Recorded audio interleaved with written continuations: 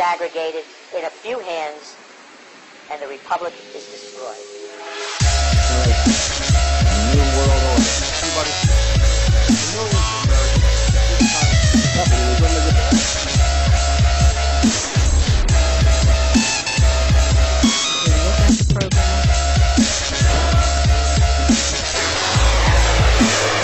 By working upon the prejudices of the people until the wealth is aggregated in a few hands and the republic is destroyed.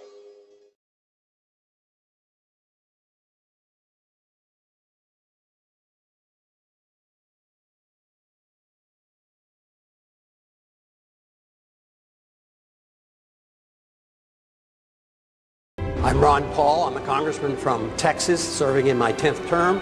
I am the champion of the Constitution. You get the sense that the country is desperate for someone to show us the way. Not the old way, not the same way, but a new way. Ron Paul, who raised more than $5 million in the third quarter, trailing not far behind fellow Republicans like John McCain and Fred Thompson. Ron Paul, who has a huge internet following. He's a congressman, a physician who's delivered more than 4,000 babies.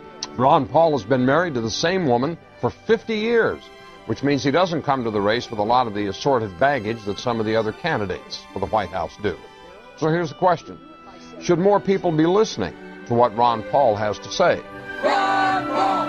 Ron Paul! Ron Paul!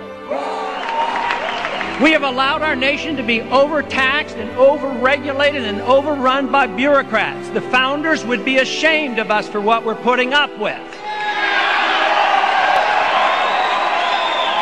Matter of fact, if you look at every single problem we're facing today, it's because of the lack of respect for the rule of law and the Constitution. The right guy is the guy who's anti-government, anti-war, pro-personal liberty, pro-economic freedom. Vote for him, whatever party he is. And if you have to change parties to vote, that's like 5 clicks on the internet. It's not complicated. If you really want to have a choice between a real revolutionary candidate and someone out of the machine, well, this can happen. Ron Paul brings together people of all races, all socioeconomic backgrounds, all political affiliations, because freedom is truth and truth is power, and we can live and be free in this country if we believe we can.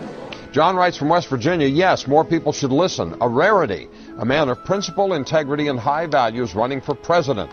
Exactly what America needs in this day and age. If you were president, would you work to phase out the IRS? Immediately. That's what they call a softball. And you can only do that if you change our ideas about what the role of government ought to be. If you think the government has to take care of us from cradle to grave, and if you think our government should police the world and spend hundreds of billions of dollars on a foreign policy that we cannot manage, you can't get rid of the IRS. But if you want to lower taxes, and if you want the government to quit printing the money to come up with shortfall and cause all the inflation, you have to change policy. Congressman Ron Paul, you appear to have consistent, principled integrity. Americans don't usually go for that. 1,500 people packed into the War Memorial Auditorium to see Paul speak. The Republican is making waves for his anti-war limited government positions. This is just a small example of the types of things that are happening really across the country. Why are you resonating with people out there? Is it because of your opposition to the war in Iraq? I think that's part of it. I think the message obviously is popular enough. They say, yes, we like the ideas of freedom, the Constitution, limited government, less taxes. But I think the other part is people are worried, more so than I think the politicians on the Hill understand. What is going on? I want to stand and listen to the answer to my question. Why are you arresting me for asking you? Help! Back up! I do!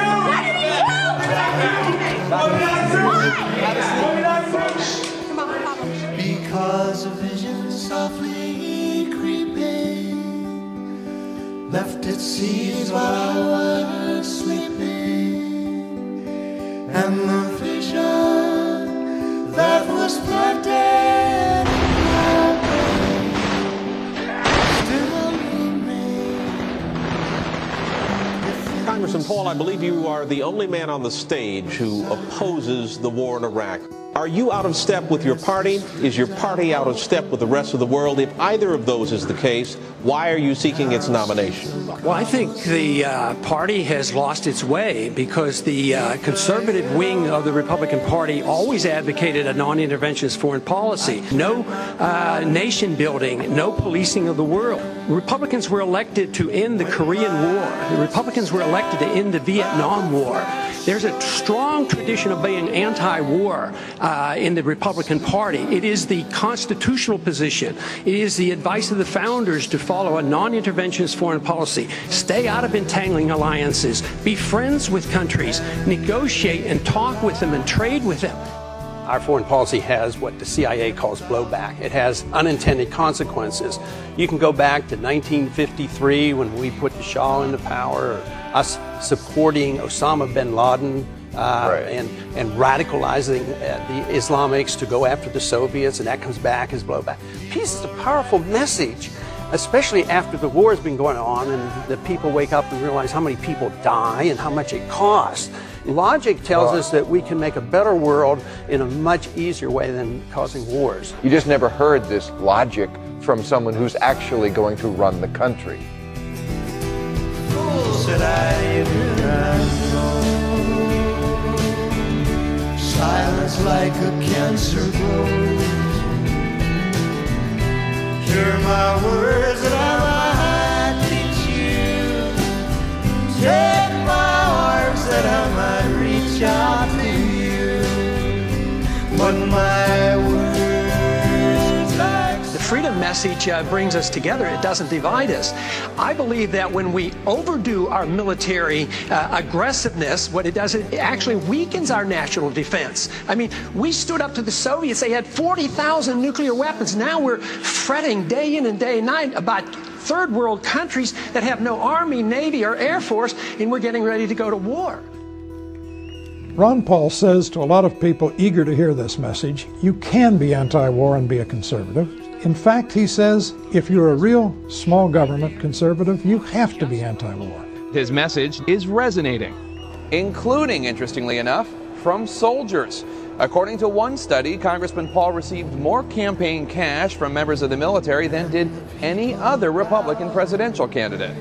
And finally, Steve writes from Pennsylvania, remember the line from the classic Simon and Garfunkel song, The Sound of Silence, the line that says the words of the prophets are written on the subway walls and tenement halls. When I hear Ron Paul, sometimes I wonder whether I'm not listening to a latter-day prophet with the way he speaks truth about what our nation has come to. the sign said the words of the prophets are written on the subway wall.